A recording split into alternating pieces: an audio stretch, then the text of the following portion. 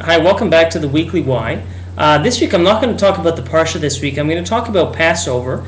I'm also going to talk about Passover, which starts in a couple weeks, but I'm also going to talk about the very tragic events in France this week at the Jewish school, because I think that this is very relevant. I think this is very timely, and I think that there's a very strong message that we can and we should be taking from it. There's a lot of messages, I'm sure, but there's one message in particular I think which is relevant. So, essentially, one of the themes of Passover is expressed in the Haggadah. It says, "In every generation they rise up, against us." But of course, God protects us and God saves us every generation. And I think that when we look at the events of last week or this past week in France, it's really it's a pretty strong, poignant reminder of that reality. Now, most of us, we probably know that already. But I think one of the ideas of Passover is that it's supposed to give us that kind of reminder that the world is not in its ideal state. In the sense that Passover, we're supposed to come at a Passover, among other things, realizing that, this is not the perfect state that we're in. We're talking about next year in Jerusalem. Lashana haba b'Yerushalayim, next year in Jerusalem. We say, why? Why do we want next year in Jerusalem? We have a nice house, nice cars, forget even just the material. I have safety. I can wear a kippah on my head. What on earth am I looking for? What am I missing in this society that we're saying next year in Jerusalem? What are we lacking here? And I think that the whole idea is that events like of the past week in France is supposed to hit us over the head and remind us to say, the world is not supposed to be this way. The world as it currently is not in its ideal state. And now we're supposed to, among other things, come out of Passover saying, wow, the world is not perfect. I need to do something. The world, when we talk about next year in Jerusalem, we're talking about in its redeemed state, not just, buying a plane ticket and going there. We're talking about, the Messianic era. And we're supposed to realize and feel that the Messianic era is something that we need to be looking forward to, because clearly the world that we have now, although we may be individually in very comfortable positions, as a Jewish people and as a world, it's far, far from perfect.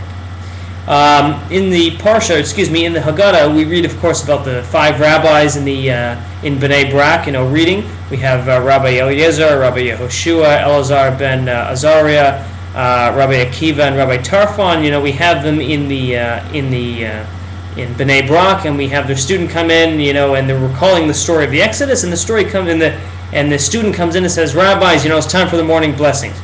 Now, that leads me into this interesting parable, because all Jews are required to hear the story of the Exodus at Passover. And even if, the greatest rabbi in the world was, for whatever reason, on his own during Passover, he would have to recite the 4 questions to himself, right? He clearly knows the 4 questions. He knows the story of the Exodus, and yet he has to tell it to himself. Why? Because the entire idea is that all of the Jewish people, no matter what position that we're individually in, are part of a corporate unit. So in that sense, we can say that you have this Jew in Israel, and his family's living in Israel, and his children are living in Israel, and they're all Jews, and everyone's happy, and everyone's safe. He says, why should I do this? I don't care if there's a redemption of the Jewish people. I don't think he'd be so crass, but really, what is the benefit to him? Why should I care? I feel redeemed already. I'm in Israel. I have safety, security, wealth. What do I need? And the whole idea, of course, is that these 5 rabbis, to say that these are the biggest rabbis. Everyone needs to talk about the story of the Exodus. Everyone is obligated. Why? Because every Jew, no matter what position we find ourselves in, even the greatest rabbis, right?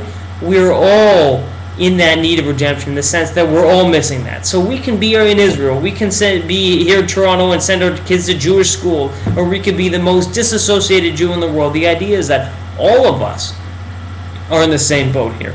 All of us lack that, full redemption that the Jewish people need, that the world needs, as the events of the last week remind us.